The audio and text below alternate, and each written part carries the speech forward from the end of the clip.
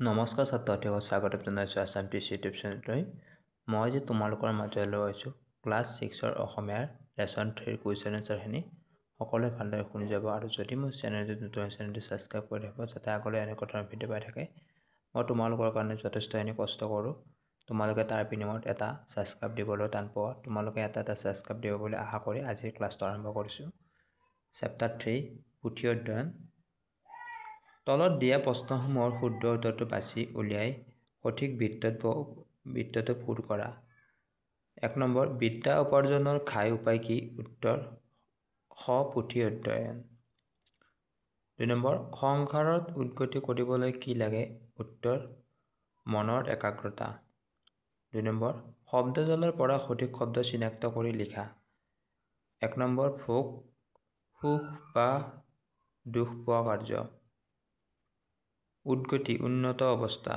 পুৰুষাৰ্থ মানে যত্ন। সঞ্চয় মানে সাঁচি ৰখা কাৰ্য। বিজুলী মানে বিদ্যুৎ। মালিক মানে এবিধ বহুমূলীয়া মণি বা বাখৰ। আগ্ৰহ মানে কোনো বিষয়ত আগ্ৰহেৰে লগা।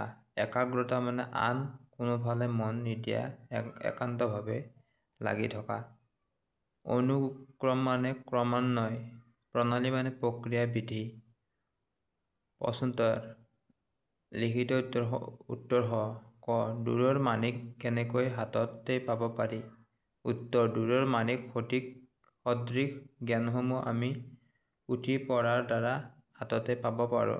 আন দেশৰ পণ্ডিতসকলৰ মূল্যৱান উপদেশ আৰু বিদ্যা পুথিৰ মাজেৰে ঘৰত বহিয়েই লাভ কৰিব পাৰি।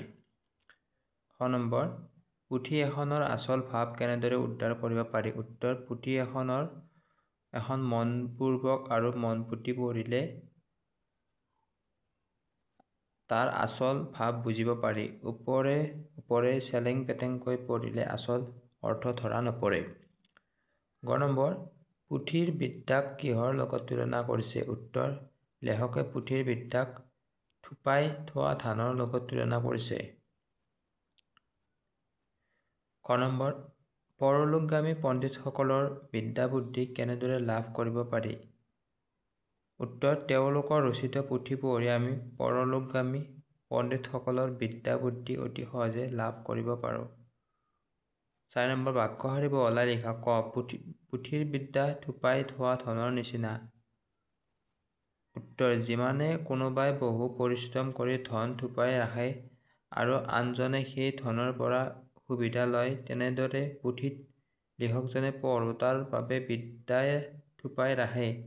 আমি পুথি পঢ়ি সেই থোপাই থোৱা বিদ্যা সহজে লাভ কৰিব পাৰোঁ। সেয়ে পুথিৰ বিদ্যাক থোপাই থোৱা ধনৰ লগত তুলনা কৰা হৈছে।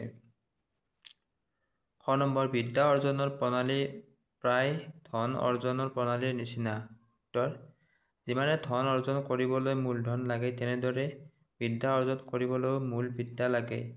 যাৰ মূলধন বেছি সি বেছি ধন উপাৰ্জন কৰিব পাৰে।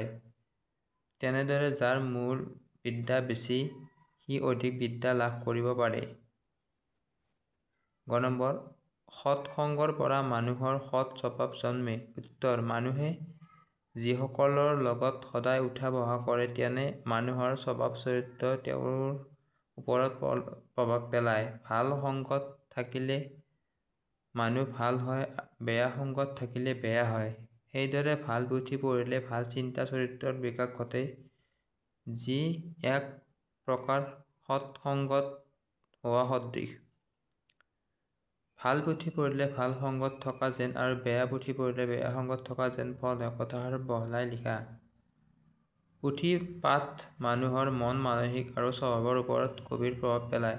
যিয়ে পুথি লেখে তাৰ চিন্তা চেতনা স্বভাৱ চৰিত্ৰ পুথিত প্ৰকাশ পায়।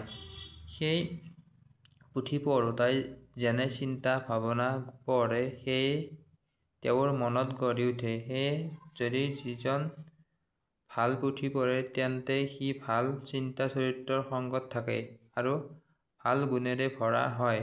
কিন্তু যদি বেয়া পুথি পঢ়ে তেন্তে বেয়া চিন্তা আৰু চৰিত্ৰৰে ভৰি পৰে। সেয়ে পুথি বাছনি কৰি পঢ়াটো অতি জৰুৰী। আজিৰ লেচনটোত ইমানখিনি আছিল। নেক্সট আৰু বাকী লেচনখিনি কুৱেশ্যন আনচাৰ সকলোৱে ভালকৈ পঢ়ে বুলি আশা কৰি ইমানতে সামৰিছোঁ। নমস্কাৰ।